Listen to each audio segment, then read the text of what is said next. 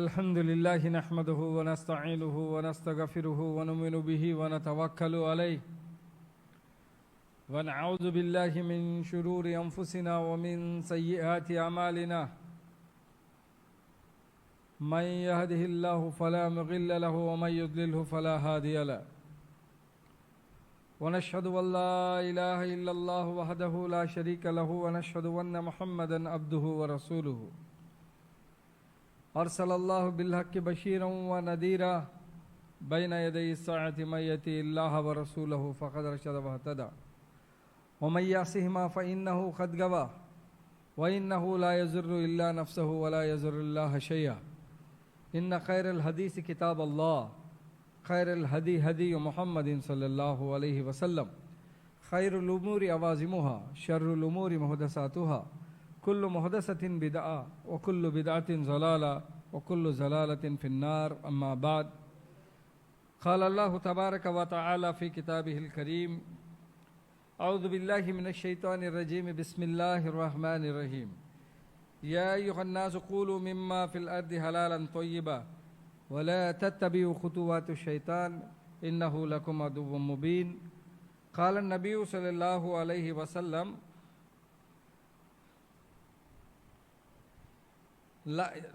لا يأتين على الناس زمانا لا يبالي المرء بما أخذ المال أم من حلال أم من حرام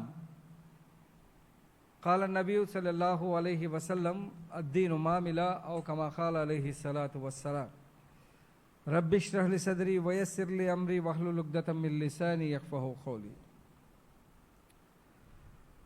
గౌరవనీయ విశ్వాస మానధన సోదరులారా, అస్సలాము అలైకుం వరహమతుల్లాహి వబరకాతుహు. అనంత కరుణామయుడు అపార కృపాశీలుడైన అల్లాహ్ పేరుతో సర్వలోకాల సృష్టికి కర్త, ప్రభువు, పోషకుడైన అల్లాహ్కు మాత్రమే స్తోత్రం. ఆయన పంపిన సకల ప్రవక్తలపై అంతిమ దైవ ప్రవక్త ముహమ్మద్ సల్లల్లాహు అలైహి వసల్లం వారిపై అల్లాహ్ కృపాశాంతులు కురిపించుగాక. విశ్వాస సోదరులారా, అల్హమ్దులిల్లా, విపరీతమైన వేడి ఉన్న అల్లాహ్ దయతో అల్లాహ్ నిర్ణయించిన సాప్తాహిక సమావేశం జుమా సమావేశానికి విచ్చేసిన మనందరినీ అల్లాహ్ స్వీకరించుగాక. సోదరులారా, ధర్మబద్ధమైనవేంటి, ధర్మబద్ధము కానివేంటివి అన్న విషయం మీద ఈనాటి ప్రసంగాన్ని ఇచ్చే ముందు, ఈ మధ్యకాలంలో కోవాబన్ సమస్య ఒకటి జరిగి ఉన్నది. ఆ సమస్యపై మాట్లాడకపోవడానికి కారణం, దానికి ఎంతోమంది మత సామరస్యవాదులందరూ కూడా చాలా మంచిగా, ముస్లిమేతరులే మంచి జవాబులు ఇచ్చారు. కాబట్టి ఆ సమస్యపై మాట్లాడడం అనవసర విషయం అని చెప్పి ఏమీ మాట్లాడకపోవడం జరిగింది, వ్యక్తిగత లైవ్లో సైతం. కాకపోతే అందులో ఒక విషయాన్ని ఒక సోదరీమణి హైదరాబాద్ నుంచి ఆవిడ హలాలుకు ఒక కొత్త అర్థాన్ని చెప్పింది. ఆ అర్థం నిజంగా ఆవిడ ఎక్కడి నుంచి తీసుకునింది ఏంటి అన్నది మరి ఆవిడ జ్ఞానానికే వదిలేస్తూ, ఉత్తర భారతదేశంలో ఒక మోటివేషన్ స్పీకర్ ఉన్నారండి. ఆయన పేరు ప్రస్తుతం గుర్తురావడం లేదు, స్పెట్స్ పెట్టింటాడు, బాగా లైట్గా గడ్డం ఉంటుంది, ముస్లిమేతర సోదరుడు. ఆయన హలాల్ హరాంకి ఇచ్చిన నిర్వచనం, వాస్తవానికి హలాల్ అంటే అరబీ భాషలో ధర్మ సమ్మతమైనది, చట్టబద్ధమైనది అని అర్థం. హరాం అంటే ధర్మంలో నిషేధించబడింది, నిషేధానికి అర్హమైనది అని చెప్పి అర్థం. మరి హలాల్కు కొత్త నిర్వచనం ఇస్తూ ఆవిడ తినుబండారాలకు మాత్రమే హలాల్ని అంటగడుతూ మాట్లాడింది. ధర్మసమ్మతమైన విషయం, ధర్మంలో దేవుడు నిర్దేశించి మానవుడికి మేలు చేసేది అన్న విషయం మిత్రుడు చాలా బాగా అక్కడ చెప్పాడు తన క్లాస్లో.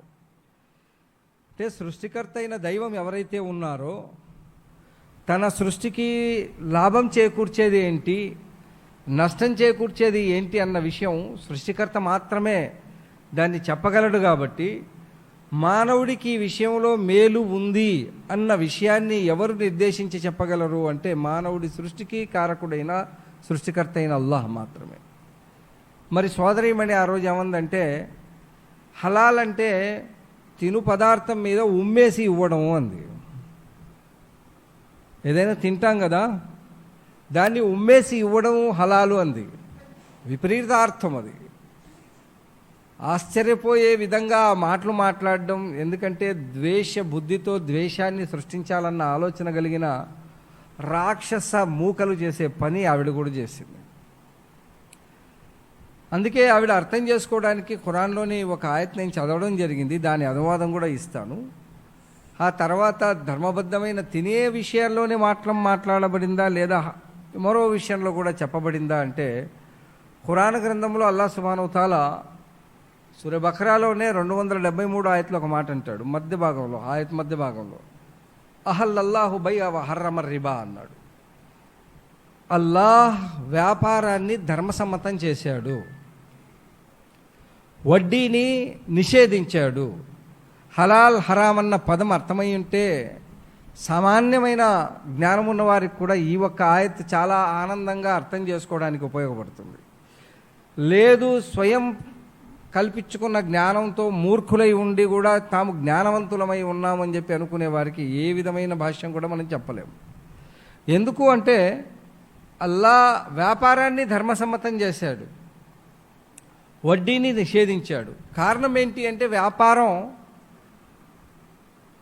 మనిషి ఇద్దరు వ్యక్తుల మధ్య జరిగే ఇద్దరికీ లాభదాయకమైన వ్యవహారం. ఒకటి కొనుగోలుదారుడు తనకిష్టమైన వస్తువును తనకు నచ్చిన ధరలో కొనడం, అమ్మకందారుడు తన కొన్న ధర కన్నా అధిక ధరలో అమ్ముకుంటూ తనకు వచ్చిన లాభాన్ని తీసుకుంటూ తన కుటుంబ పోషణకు ఉపయోగపడడం. ఇందులో ఇద్దరి సమ్మతితో జరిగే వ్యవహారం కాబట్టి వ్యాపారం ధర్మసమ్మతం. వడ్డీ అలా కాదు, ఒకరి బలహీనత మరొకరికి లాభదాయకం, ఒకరికి పూర్తిగా నష్టం మరొకరికి పూర్తిగా లాభదాయకమయ్యే విధి విధానం ఏదైతే ఉందో అది వడ్డీలో ఉంది. అందుకే ఆ విషయంలో అల్లాహ్ సుబ్హానహు వ తఆలా దాన్ని నిషేధించడం జరిగింది. సోదరి అర్థం చేసుకోవాల్సింది ఏంటి అంటే, అల్లాహ్ సుబ్హానహు వ తఆలా ఖురాన్ ఆయత్లో ఏదైతే ప్రస్తావించాడో ఒకసారి గమనించండి. అది కేవలం ముస్లిం సమాజాన్ని ఉద్దేశించి ప్రస్తావించిన విషయం అయితే కాదు. ఎందుకంటే ఇక్కడ అల్లాహ్ ఏమంటున్నాడంటే, యా యుహన్నాస్, ఓ మానవులారా, కూలు మిమ్మా ఫిల్ అర్ది హలాలన్ తొయ్యిబా, మీరు భూమిపైన అల్లాహ్ మీకోసం ఏవైతే ధర్మసమ్మతం చేసిన పరిశుద్ధ వస్తువులు ఉన్నాయో తినమన్నాడు. పరిశుద్ధ వస్తువులు తినమంటే ఉమ్మేసింది తినమని చెప్పడం అక్కయ్య గారికి ఎక్కడ వరకు ధర్మమో నాకు అర్థం కాలేదు. ఉమ్మేసిన వస్తువుని తానే వ్యక్తి తినడు, ఇతరులకేం తినిపిస్తాడండి? ఎందుకు అంటే ఇస్లామీయ వ్యవస్థలో ముహమ్మద్ సల్లల్లాహు అలైహి వసల్లం చెప్పిన సందేశం ఏంటంటే, ఏది నీకు మేలని అనుకుంటావో అది తోటి సోదరుడికి మేలని తలంచనంత వరకు నువ్వు ముస్లిం కాదన్నారు. మరి అలాంటి సమయంలో ఇస్లాం ఉమ్మేసిన వస్తువులు ఉమ్మి పడేసిన తినడానికి ఎవరికి ఇవ్వండి అని చెప్పడం కాదు కదా, స్వయం తినడానికి కూడా అనుమతి లేదు. లాలాజలం అందులో ఉమ్మేసి తినండి అని చెప్పి ఎక్కడా లేదు, తినండి అని లేదు, తినిపించండి అని లేదు. మరి అలాంటి తరుణంలో హలాల్ అంటే ఉమ్మేసి ఆహారాన్ని ఇతరులకు తినిపించడం చెప్పడం అది పూర్తిగా ఇస్లాం పట్ల ఉన్న ద్వేషం, ముస్లిం వ్యతిరేకతతో మాట్లాడిన రాక్షస భాష తప్పితే మరి అందులో మరోది లేదన్న విషయాన్ని మీరు గమనించగలరు. సోదరులారా, ఇక ఖురాన్ గ్రంథం మీరు చదివారు అంటే నిషిద్ధమైన విషయాల్ని అల్లాహ్ ప్రస్తావించాడు. హలాల్ విషయాల్లో అల్లాహ్ ఏదైతే నిషేధం కానివిగా చెప్పాడో వాటన్నింటిలో కూడా హలాల్ విషయాలు మనకు కనబడుతూ వస్తాయి. మరి అల్లాహ్ నిషేధించిన వస్తువులు ఏంటో ఒకసారి గమనించండి సోదరులారా. ఇన్నమా హర్రమ అలైకుల్ మైతత, నిస్సందేహంగా అల్లాహ్ మీపై నిషేధించిన వాటిలో ఏంటంటే మృత జంతువుల మాంసం. ఏవైతే సహజ సిద్ధంగా మరణిస్తాయో, జబాహ్ చెయ్యకుండా మరణిస్తాయో, మరణించిన జంతువుల మాంసం మీకు నిషేధం. వద్దమ అంటే రక్తం, అంటే ఎవరైతే జబా చేసిన తర్వాత రక్తం ప్రవహిస్తూ వదిలేయాలి అది. ఎందుకంటే జబా చేసినప్పుడు కంఠనాళంతో పాటు గుండెకు ఏ చెడు రక్తం అయితే తీసుకెళ్తుందో ఆ నాళాన్ని కోస్తారు. గుండెకు చెడు రక్తం తీసుకెళ్లే నాళం కోయడం కారణంగా ఆ చెడు రక్తం అంతా బయటికి వస్తుంది. దాని ద్వారా గుండెకు వెళ్లకుండా, శరీరంలోకి వెళ్లకుండా ఆ రక్తం పూర్తిగా బయట వచ్చిన కారణంగా ఆ మాంసాహారం ఏదైతే ఉందో అది తినడానికి అర్హమవుతుంది. మరి ఆ రక్తం ఏదైతే నష్టం కలిగించేది ఉందో ఆ రక్తం ఎవరైనా పట్టి తింటే అది నిషిద్ధం. ఆ తర్వాత అల్లాహ్ సుబ్హానహు వ తఆలా ఏమంటున్నాడంటే వలహ్మల్ ఖింజీరా, పంది మాంసం. అంటే ప్రతి జంతువును సృష్టికర్త అయిన దైవం ఒక్కొక్క ఉద్దేశంతో సృజించాడండి. మీరు గమనించండి, ఇది కాకుండా కానిబల్ అనిమల్స్ కూడా మనకు నిషిద్ధం. కానిబల్ అనిమల్స్ అంటే ఏవైతే రక్తాన్ని పీల్చి బ్రతుకుతాయో ఆ జంతువులు కూడా నిషిద్ధం. మరి ఇక్కడ పందిని ప్రత్యేకించి ఒక ఉద్దేశంతో సృష్టించాడు అల్లాహ్ తాలా. ఆ ఉద్దేశం ఏంటి అంటే అది స్కావెంజర్ అనిమల్, పారిశుద్ధ పనిచేసే జంతువు. అది పారిశుద్ధ వస్తువులు అంటే ఏవైతే వ్యర్థాలు ఉన్నాయో వాటిని తిని పరిసర ప్రాంతాలన్నింటినీ పరిశుభ్రంగా ఉంచడానికి ఆ జంతువుని అల్లాహ్ సృజించాడు. కాబట్టి అది తినడానికి అనర్హమైన జంతువు అని చెప్పి అల్లాహ్ ఇక్కడ వివరించడం జరిగింది. ఆ తర్వాత చెప్పిన విషయం ఏంటంటే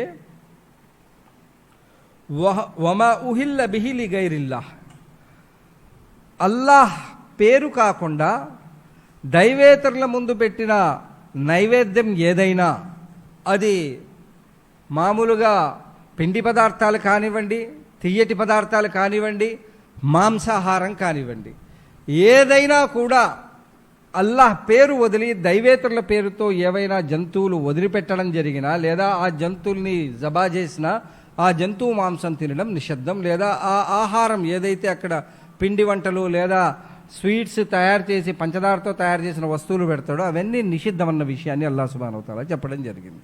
కాబట్టి సోదరులారా, ఈ ఒక్క విషయమే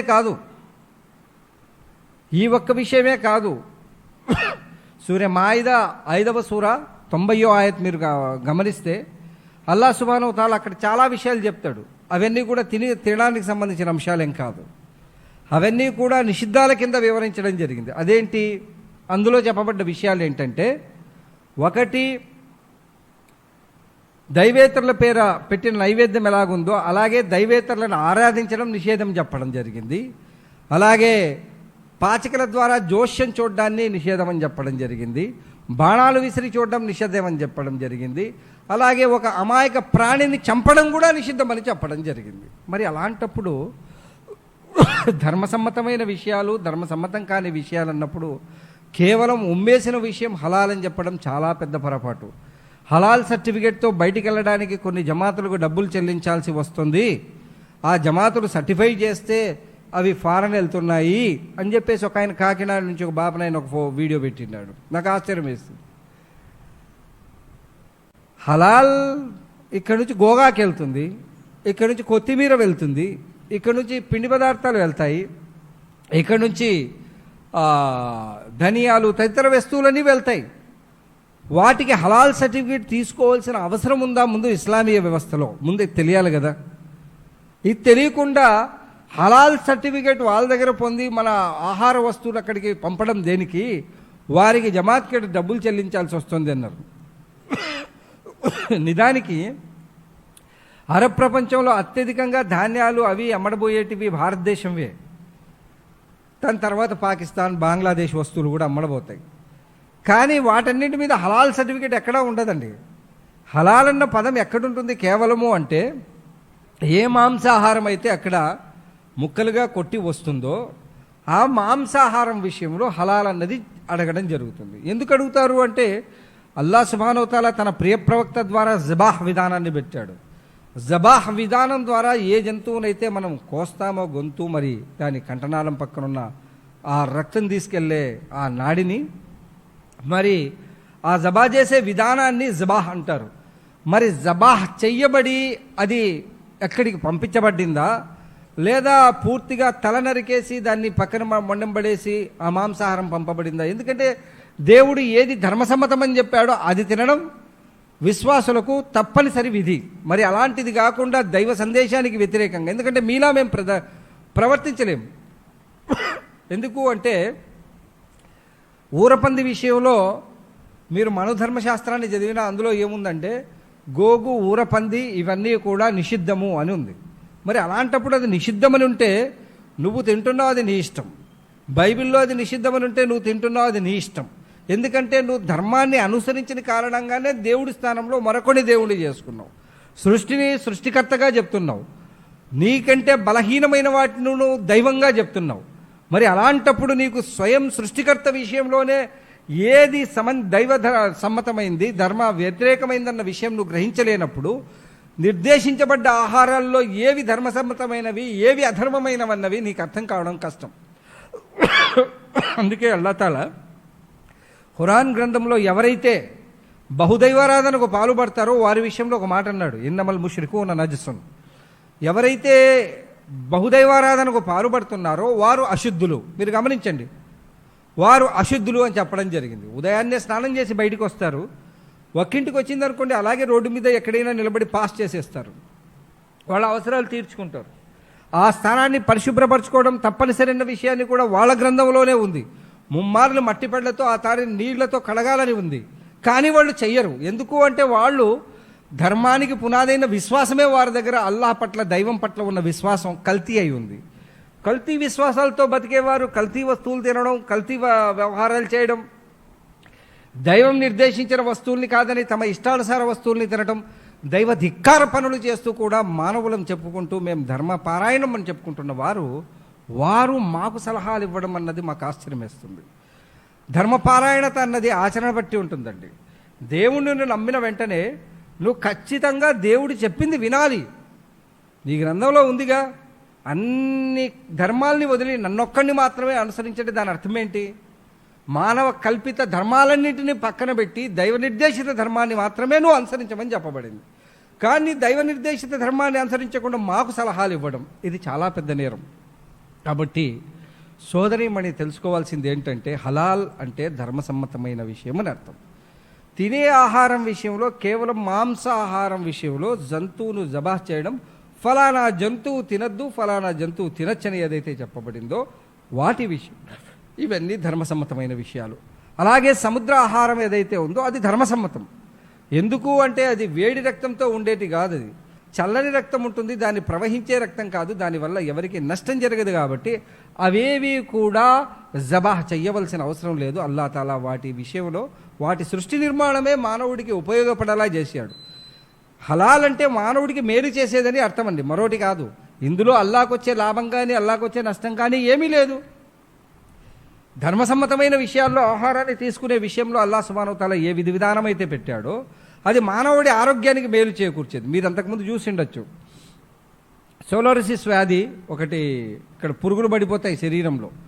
అది ఎందుకు వస్తుంది అని చెప్పి చెన్నైలో ఒకసారి చాలా ఎక్కువగా వచ్చింది ఆ వ్యాధి. ఇక్కడ పుండ్లు లేస్తాయి, అందులో పెద్ద పెద్ద పురుగులు బయటకు వస్తుంటాయి. దాన్ని తెలుగులో ఏదో వ్యాధి చెప్తారు, నాకు ఆ పేరు గుర్తురావడం లేదు. మరి ఆ వ్యాధి ఎందుకు వస్తుంది అని చెప్పేసి అక్కడ రీసెర్చ్ చేశారు అక్కడి డాక్టర్లు, సైంటిస్టులు. వాళ్ళు ఏమన్నారు అంటే, ఎవరైతే పంది మాంసాన్ని ఆహారంగా తీసుకుంటున్నారో వారికి ఈ విధమైన వ్యాధులు వస్తాయి అని చెప్పడం జరిగింది. అంటే మానవుడికి నష్టం కలిగించే వస్తువు కాబట్టి దాన్ని తినద్దన్నారు, కానీ ఆ జంతువు అలా ఉందని తినద్దని చెప్పడం లేదు. దాని పని ఒకటి ఉంది, ఆ పని చేస్తుంది, అది మీకు తింటే హానికరం కాబట్టి అది తినద్దన్నారు. కాబట్టి ఈ విషయాల్లో ఇస్లామీయ వ్యవస్థ ఏదైతే ఆహారం విషయంలో హలాల్ హరాం విషయాలు మాట్లాడుతుందో అవి కేవలం మానవుడికి మేలు చేసేదాన్ని హలాల్ అంటారు, మానవుడికి నష్టం కలిగించే విషయాన్ని హరాం అని చెప్పడం జరిగింది. ఇక మిత్రులారా, అసలు ఇప్పుడు ముస్లిం సమాజం వైపుకి వస్తున్నాను. ఎందుకంటే సోదరి మాట్లాడిన మాటపై కొన్ని విషయాలు వివరించడం, ముస్లిమేతర సోదరులు కూడా మా లైవ్ చూస్తూ ఉంటారు కాబట్టి వారికి ఈ సందేశం వెళ్ళాలన్నది ప్రధానమైన ఉద్దేశం. అలాగే ముస్లింలలో కూడా ఎక్కడైనా ఈ హలాల్ హరాం విషయంలో ఏదైనా చిన్న గొప్ప ఆలోచనలు అటు ఇటు ఎవరో చెప్పిన దాన్ని బట్టి ఎక్కడెక్కడికో వెళ్తే దాన్ని కూడా కాస్త కుదురుపరుద్దామని చెప్పేసి చెప్తూ ఈ విషయాన్ని నేను చెప్పడం జరిగింది. మిత్రులారా, ఇస్లామీయ వ్యవస్థలో మరిన్ని హరాంలు ఉన్నాయండి. అదేంటి అంటే, వ్యాపారం చేసేటప్పుడు హలాల్ పద్ధతి ఏంటి అన్నది తెలుసుకోవాలి. వ్యాపారం చేసే వ్యాపారి, స్పెషల్గా నేను ఎక్కువగా పండ్ల వ్యాపారస్తుల్ని, కూరగాయల వ్యాపారస్తుల్ని, వీళ్ళనందరినీ కాస్త చూస్తూ ఉంటాను. క్యా భయ్ మాల్ కైసా హై అంటే ఫ్రెష్ భయ్ అంటాడు. పొలం తోట నుంచి హోల్సేలర్ దగ్గరికి ఎప్పుడు వచ్చింది, హోల్సేలర్ నుంచి రీటైలర్ దగ్గరికి ఎప్పుడు వచ్చింది, రీటైలర్ నుంచి వీడు మార్కెట్లో ఎప్పుడు అమ్ముతున్నాడు, మరి మార్కెట్లో అమ్ముతున్న వస్తువు ఎప్పుడు వచ్చింది అంటే ఫ్రెష్ అంటున్నాడు. వాస్తవం ఏంటంటే తెగి చాలా రోజులు అయిందండి, నా దాకా చేరి 2 రోజులు అయింది లేదా 3 రోజులు అయింది అది చెప్పి అమ్మేస్తే బాధ లేదు. ఇందులో ఏమైనా పురుగులు ఉన్నాయంటే అంతకుముందు ఏదైనా కాయ ఎప్పితే పురుగులు కనపడి ఉన్నా కూడా లేదండి చాలా బాగుందని అమ్మడం. అలాగే తూకం వేస్తున్నప్పుడు తూకాల్లో తేడా చేయడం. షుఐబ్ అలైహిస్సలాం సమాజానికి అల్లా తాలా అజాబ్ ఎందుకు ఇచ్చాడో తెలుసా? ఆ సమాజం మొత్తం నాశనమైంది తూనికల విషయంలో తేడా చేసిన కారణంగా. తూనికల విషయంలో అంటే తూకం వేస్తారు కదా, కేజీ అడిగితే 800 గ్రాములు 750 గ్రాములు అమ్ముతారు చూడండి, వీళ్ళందరూ నరకవాసులే. అలా చెయ్యడం హరాం. ఆ హరాం ద్వారా వచ్చే ఆదాయం తినడం అది హరాం. అందుకే రసూలుల్లాహ్ సల్లల్లాహు అలైహి వసల్లం హదీస్ ఏదైతే మీ ముందు చదివారో దాన్ని ఒకసారి గమనించండి. అందులో అల్లాహ్ సుబ్హానహు వ తఆలా తన ప్రవక్త ద్వారా చెప్పిస్తున్న విషయాన్ని గమనించండి. లా యాతియన్న అలన్ నాసి జమానున్ లా యుబాలిల్ మర్కు బిమా అఖజల్ మాలు అమిన్ హలాలిన్ అమిన్ హరామిన్. ఒక కాలం రాబోతుంది, ఆ కాలంలో మనుషులు తాము సంపాదిస్తున్న సంపాదన ధనం విషయంలో వారు హలాల్ హరాం అన్నది చూడరు. అది ప్రళయ సూచనగా చెప్పడం జరిగింది. హలాల్ హరాం అన్నది చూడరు. ఉద్యోగస్తుడు లంచం తీసుకోవడం హరామని అనుకోడు, వ్యాపారస్తుడు వినియోగదారుడికి మోసం చేయడాన్ని హరామని అనుకోడు. అలాగే కొంటున్న వ్యక్తి తను ఇస్తున్న డబ్బుల్లో ఒక 10 రూపాయలు తక్కువగా ఇచ్చినా అతను కన్ఫ్యూజన్లో తీసుకుంటే మళ్ళీ తిరిగి ఇవ్వడం హలాలని అనుకోడు. అలాంటి కాలం రాబోతుంది అని చెప్పి దైవప్రవక్త సల్లల్లాహు అలైహి వసల్లం ఏదైతే చెప్పారో ఆ కాలం ఎప్పుడుంది సోదరులారా? హరాం సంపాదన. అందుకే మనం దువా చేస్తాం, దువా అయితే ఇమాం చేస్తుంటాడు, మనం కూడా ఆమీన్ అంటుంటాం. ఇంతకు ఆయన చెప్పేది ఏంటో మనకు తెలియదు, ఆయన చెప్పిన దాని మీద ఆమీన్. ఆయన ఏమంటుంటాడంటే అల్లాహుమ్మ రుజుఖ్నా హలాలన్ తొయ్యిబా అంటాడు. ఓ అల్లాహ్, పరిశుభ్రమైనది మరియు ధర్మసమ్మతమైనది అయిన ఆహారాన్ని మాకు ప్రసాదించు. ఇది చెప్పిన తర్వాత మార్కెట్లోకి వెళ్ళి అబద్ధపు పలుకులు పలికి ఎవరైతే ఆహారం అమ్ముతున్నారో, స్పెషల్లీ రియల్ ఎస్టేట్ మార్కెట్ ఉంటుంది, ఇది చాలా ప్రమాదకరమైన మార్కెట్ అండి. దీంట్లో ఎవరైతే బ్రోకర్లు ఉన్నారో, దీంట్లో ఎవరైతే వ్యాపారస్తులు ఉన్నారో అందరూ కూడా అబద్ధం మీద బేస్ చేసి వ్యాపారం చేసేవాళ్ళు అత్యధిక శాతం 99% ఉన్నారండి. అబద్ధం చెప్పి వ్యాపారం చేయడం నిషిద్ధం అండి. రసూలుల్లాహ్ సల్లల్లాహు అలైహి వసల్లం ఏమన్నారు? లానతుల్లాహి అలల్ కాదిబీన్ అన్నారు. అబద్ధీకులపై దేవుడి అభిశాపం విరుగుపడుగాక అన్నారు. మరి అలాంటప్పుడు అబద్ధం చెప్పి 4 రూపాయలు సంపాదించుకుంటామనడం చాలా పెద్ద నేరం. ఒకటి, మీ ఆస్తిని అమ్మాల్సింది పోయి మీరు డీకేటీని కలిపి అమ్మేయడం. రెండోది, మీకున్న భాగం ఎంతుందో అంతదిగాక పక్కవాడి జానడి స్థలాన్ని కూడా కొలతలు చూపించడం. ఇవన్నీ కూడా హరామన్న విషయాన్ని తెలుసుకోవడం ముస్లిం సమాజానికి విధైన విషయం. ఎందుకంటే సోదరులారా, రసూలుల్లాహ్ సల్లల్లాహు అలైహి వసల్లం ఏమన్నారు అంటే, ఎవరైనా అక్రమంగా దౌర్జన్యంగా ఇతరుల జానడు స్థలాన్ని కబళిస్తే, జానడు స్థలం కోసం సోదరుడిని కూడా చంపే దౌర్భాగ్యులు చాలామంది సమాజంలో ఉన్నారు. అలాగే జానడు స్థలం కోసం అవసరమైతే ఆ కుటుంబాన్ని కూడా అక్కడి నుంచి తొలగించే వాళ్ళు చాలామంది ఉన్నారు. ఇలాంటి దౌర్జన్య పరుల విషయంలో రసూలుల్లాహ్ సల్లల్లాహు అలైహి వసల్లం ఇటువంటి దుర్మార్గుల విషయంలో ఏమన్నారు అంటే, ఎవడైతే తనది కాని జానడు స్థలాన్ని ఇతరుల జానడు స్థలాన్ని ఆక్రమిస్తాడో రేపు ప్రళయ దినాన అతని మెళ్ళో భూమండలాన్ని వేసి నరకంలో విసిరివేయడం జరుగుతుంది. మొత్తం భూమిని కలిపి అతని మెళ్ళో వేయడం జరుగుతుంది. ఆలోచించండి సోదరులారా, ఇతరుల స్థలం ఆక్రమించడం హరాం, ఇతరుల హక్కు దోచేయడం హరాం. అలాగే వివాహ వ్యవస్థలో పెళ్లి కొడుకు అమ్మాయి దగ్గర అడక్కదిని తీసుకునే కట్నం హరాం. ఎవరైతే వివాహ సమయంలో అమ్మాయి దగ్గర, ఎందుకంటే ఖురాన్ ఏమంటుందంటే వఆతున్ నిసా సదకాతుహున్న నిహలా, మీరు మగాళ్ళైతే, నిజంగా మగాళ్ళైతే మీరు మెహర్ చెల్లించి వివాహం చేసుకోవాలి, ఇది ఖురాన్ ఆజ్ఞ. అడక్కదిని నేను చేసుకుంటాను అంటే అది అధర్మ ఆజ్ఞ, అది ఖురాన్ ఆజ్ఞ కాదు, అది హరాం. హరాం డబ్బులు తెచ్చి పెళ్లి చేసుకోవడం ద్వారా ఏ పెళ్లిళ్ళు అయితే జరుగుతున్నాయో అవి నెలలు కాలాలు గడచక ముందే పోలీస్ స్టేషన్లలో ఉన్నాయి. పోలీస్ స్టేషన్లలో పంచాయతీ, కోర్టులో పంచాయతీ, రౌడీల దగ్గర పంచాయతీ. కారణం, హలాల్ పద్ధతి కాకుండా హరాం పద్ధతిలో ఏ వివాహం అయితే చేసుకున్నారో ఆ హరాం పద్ధతి నిషేధం, దానికి తెలివైన ఆజ్ఞలు విషయాలు కూడా చెప్తారు. అమ్మాయికి తర్కా ఇవ్వాలి కదండి, అది కట్నంగా ఇస్తున్నాం, కట్నంగా ఇవ్వాలా? తర్కా ఎప్పుడు ఇస్తారండి? ఆస్తి పంపకాల సమయంలో ఇస్తారు. అది ఇవ్వరు. మీరు బాగా గమనించండి, కట్నం అనేది ఇస్తారు కానీ తర్కా అనేది సోదరీమణికి ఇవ్వరు. ఎందుకంటే ఖురాన్ ఆజ్ఞ ఒక అబ్బాయికి ఇచ్చే భాగంలో ఇద్దరు సోదరీమణులకు వారిద్దరికి అతనికి ఒక రూపాయి ఇస్తే వీళ్ళకి 50 పైసలు వీళ్ళిద్దరికి ఇవ్వాల్సి ఉంటుంది. తలా 25 తీసుకుంటారు, లేదా అమ్మాయి 25 పైసల హక్కుదారులు అవుతుంది.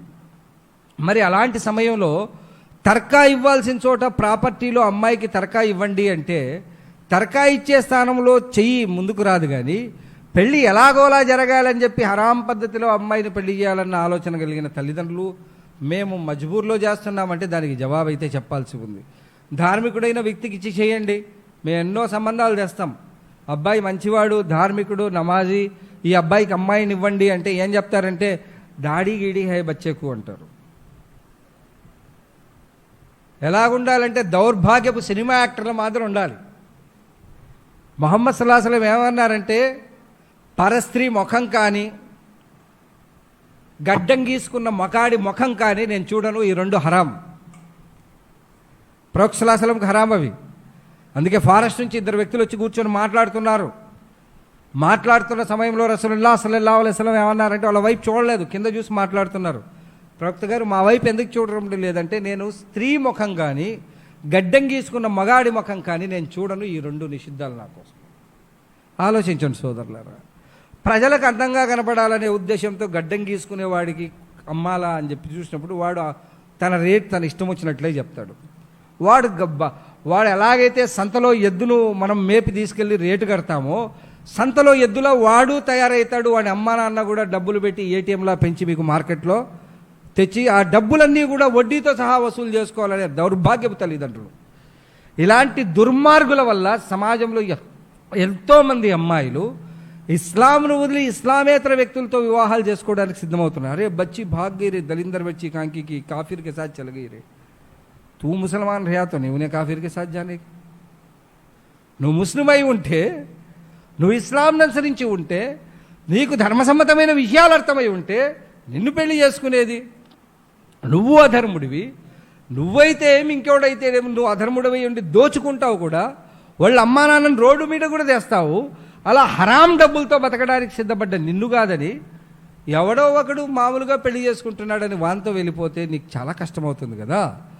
మరి అలాంటప్పుడు నువ్వే ధర్మబద్ధమైన జీవితం గడుపుతూ ఒక ధార్మికురాలతో వివాహం చేసుకోవచ్చు కదా. సోదరులారా, వివాహ వ్యవస్థ ఎంత సులభంగా ఉండాలి అంటే రసూలుల్లాహ్ సల్లల్లాహు అలైహి వసల్లం అన్నారు, నికాహ్ సులువు చేయండి, వ్యభిచారం కష్టతరం చేయండి అన్నారు. కానీ 500 రూపాయల్లో వ్యభిచారం జరిగిపోతుంది.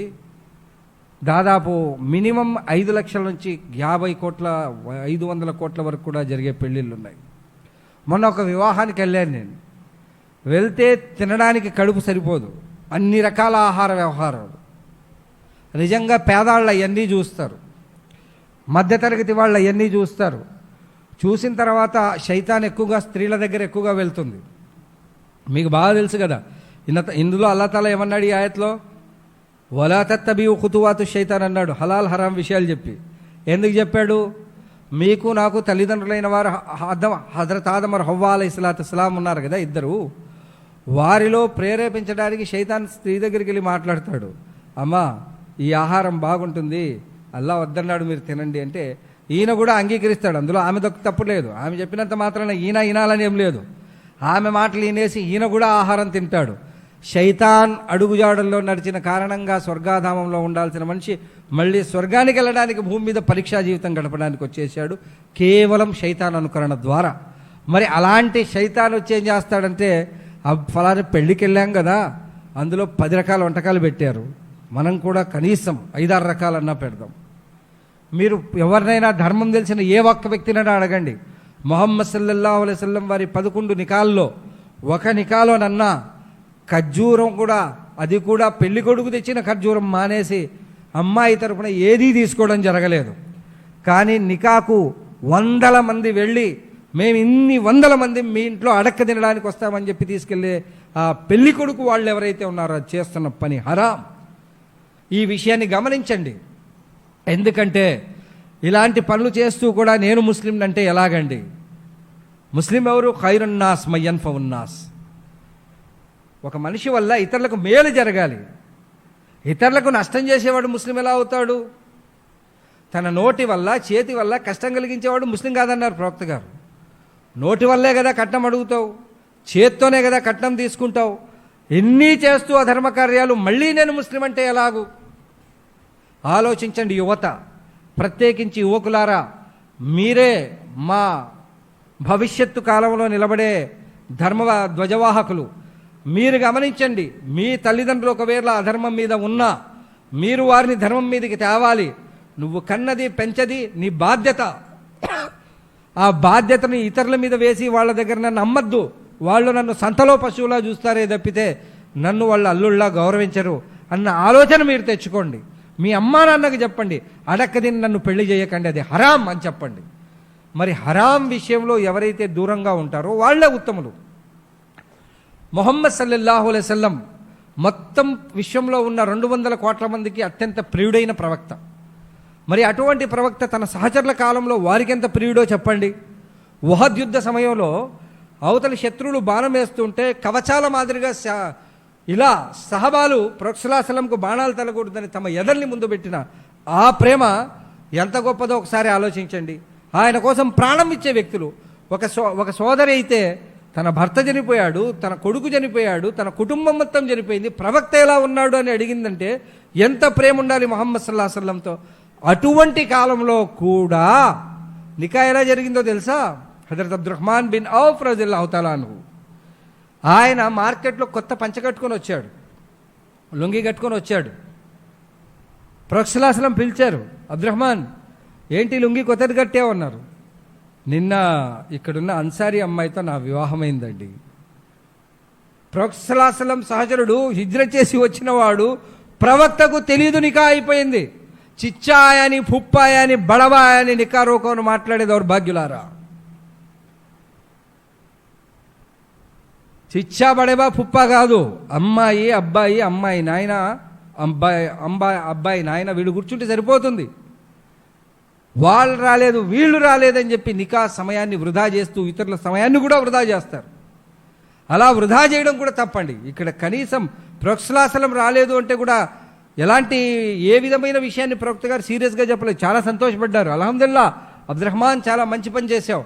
అయితే ఒక పని చెయ్యి, అల్లాహ్ నీకు ధనాన్ని ప్రసాదించాడు కదా, ధనం ప్రసాదించబడ్డ మగాడు నిక్కాలో అన్నం తినకూడదండి, వాడు వలీమా చెయ్యాలి. అదే చెప్పారు ప్రవక్త గారు. నీ దగ్గర దమ్ముంటే కాస్త జంతువులు జబా చేసి అబ్బాయి వలీమా చెయ్యి, వలీమా చేయండి, అది ధర్మసమ్మతం. వలీమా చెయ్యడం ధర్మసమ్మతం.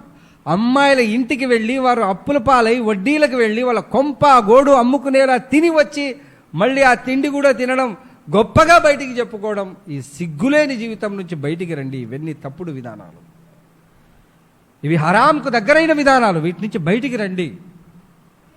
అల్లాహ్ తాలా కేవలం వేళ్ల మీద లెక్కబెట్టే వాళ్లతో దాదాపు 3 ఖండాలపై ఇస్లామీయ సామ్రాజ్యం ఏర్పాటు చేసే శక్తినిచ్చాడు. ఎలా తెలుసండి? వాళ్ళ జీవితాలు ఎలా ఉన్నాయి? ఇరాన్కి వెళ్ళాడు. ఈనాటి ఇరాన్ ఒకప్పుడు అగ్ని ఆరాధకులు ఉండే స్థలం, ఫారష్. ఒక సహాబీ వెళ్ళారు. ఆయన కరవాలను తీసుకొని నడుస్తూ వెళ్తున్నాడు. తివాసి పరిచి ఉంది. ఆయన డ్రెస్ చూస్తారు, దానికి అతుకులు ఉన్నాయి. అతుకులు, ఆ అతుకులు చూసి అతను ఆశ్చర్యపోతాడు. అతుకులతో వచ్చి కరవాలాన్ని భూమి మీద నాటి అతనికి సీట్ వేయకున్నా అది సీట్లా వేసుకుని ఇస్లామీయ సందేశం ఇచ్చి, అల్లాహ్ ఒక్కడేనా నమ్ముకో, అల్లాహ్ మార్గంలోకి రా, లేదంటే జిజియా చెల్లించి ఇస్లామీయ సామ్రాజ్యంలో నువ్వు సామంతుడిగా ఉండని చెప్పి ప్రకటిస్తే ఆ ఫారష్ రాజు చెప్తాడు, నేను సూపర్ పవర్ ఆ కాలంలో అతను, నేను అతని బట్టలు, అతుకుల బట్టలు చూసి భయపడేవాడిని. ఆ భయం ఆ తర్వాతి కాలంలో ఉన్న ముస్లింలను చూసిపోయింది. వాళ్ళందరూ కూడా ధనం వైపు వ్యామోహితులయ్యారు. ఈరోజు 200 కోట్ల మంది ముస్లిం నుండి కూడా ప్రపంచంలో పీడనకు గురై ఉన్నారు. అరగాజోడు కూడా మన గురించి మాట్లాడుతున్నాడు అంటే కారణం వాళ్ళు కాదు, మనము ధర్మాన్ని వీడి అధర్మ జీవితం జీవించిన కారణంగా ఏ విలువ గౌరవం అల్లా ఇచ్చాడో ఆ విలువ గౌరవం మన నుంచి తొలగిస్తూ వెళ్ళిపోతున్నాడు. ఆ విలువ గౌరవం మళ్ళీ రావాలి, అల్లా మీ నుండి పని తీసుకోవాలి అంటే ధర్మబద్ధమైన జీవితం వైపుకి రండి. అల్లా ఒక్కడేనని విశ్వసిస్తే దాన్ని మాత్రం స్థిరంగా ఉంటూ దాన్ని మరో షిర్క్ వ్యవహారంతో కలపకండి. ఫలానా సాహెబ్ సే భీ కామ్ హోతా, ఫలానా ఇన్సే భీ కామ్ హోతా, ఇవి ఏమీ మాట్లాడకండి. అల్లాను మాత్రమే ఆరాధించండి. మరి అల్లా ఏ విధి విధానాన్ని అయితే మీకు ఇచ్చాడో ఆ విధి విధానానికి కట్టుబడి జీవించండి. హలాల్ సంపాదన, హలాల్ విధానంలో పెళ్ళిళ్ళు, హలాల్ విధానంలో కుటుంబ నిర్వహణ, తరకాలు తదితర హక్కులు చెల్లించే విధానాన్ని అలవర్చుకోవడం, ఇవన్నీ ధర్మసమ్మతమైన విషయాలు. కేవలం జంతువు జబా చేయడమే కాదు, తల్లి మరి సోదరులారా, తల్లికి మీకు అందరికీ కూడా చెప్తున్నారు, ఆ తల్లికి కూడా ఇవన్నీ మాట్లాడండి అమ్మా. ఇవన్నీ మీ సమాజంలో మా సమాజంలో ఈ రోగాలతో సస్తున్నారు. కట్టంపై మాట్లాడండి, హరామది. హలాల్ మెహర్, మగాడైతే మెహర్ చెల్లించాలి, ఆ అమ్మాయికి ఆర్థిక హక్కుని ఇవ్వాలి. ఈనాటి నుంచి నా ఆదాయంలో నువ్వు భాగస్తురాలు ఇవని ప్రకటించాలి. సమహక్కు ఇస్తూ ఆ అమ్మాయికి మీరు ఆర్థిక హక్కుని ఇచ్చినప్పుడు అల్లా మీతో సంతోషపడతాడు. మీపై అల్లా సుబ్హానహు వ తఆలా కారుణ్యాన్ని కురిపిస్తాడు. ఏ గౌరవం అయితే ఈరోజు కోల్పోయామో ఆ గౌరవం అల్లా తఆలా ఇస్తాడు. కాబట్టి సోదరులారా, ఇస్లాం మనిషికి మేలు చేసే ఏ విషయాలైతే చెప్పిందో ఆ విషయాల్ని హలాల్ అంటారు. ఏ విషయాలైతే మనిషికి నష్టం కలిగించే విషయాలుగా ఉన్నాయో వాటిని హరాం అంటారు. కాబట్టి హరాం పట్ల మనందరికి కూడా వాటికి దూరంగా ఉండే సద్బుద్ధిని ప్రసాదించుగాక. హలాల్ విషయాలు మనకు తెలియకుంటే పండితులను అడిగి, ఎందుకంటే ఖురాన్ చెప్తుంది, ఫస్అలు అహల జిక్రి ఇన్ కుంతుం లా తాలమూన్. మీరు ఎన్ని గంటలకు నికా పెట్టుకోవాలనో అది అడగాల్సిన పని లేదు, కానీ నికా ఎలా చేసుకోవాలనో పండితులను అడిగే సద్బుద్ధి మనందరికీ అల్లా ప్రసాదించుగాక. వ్యాపార వ్యవహారాల్లో సత్యం చెప్పి వ్యాపారం చేసే సద్బుద్ధిని ప్రసాదించుగాక. ఉద్యోగస్తులైతే లంచం తీసుకోకుండా ఏ కష్టపడే ధనం వాళ్ళకు వస్తుందో ఆ ధనం తీసుకుని జీవించే సద్బుద్ధిని ప్రసాదించుగాక. ఇతరులను కష్టపెట్టే నాలుకను అదుపులో పెట్టుకుని మంచి మాటల ద్వారా ఇతరుల హృదయాలు జయించే సద్బుద్ధిని ప్రసాదించుగాక. సమస్త వ్యవహారాల్లో అల్లాకు ఇష్టమైన ధర్మసమ్మతమైన పనులు మాత్రమే చేస్తూ అల్లాకు అయిష్టమైన అధర్మ కార్యాలకు దూరం ఉండే సద్బుద్ధిని అల్లా మనకు ప్రసాదించుగాక. సదఖల్లాహుల్ అలీయుల్ అజీమ్ వ నఫాని బి ఆయాతిల్లాహి జిక్రిల్ హకీమ్ ఇన్నహు తఆలా జవ్వాదున్ మలికున్ బర్రౌఫుర్ రహీమ్.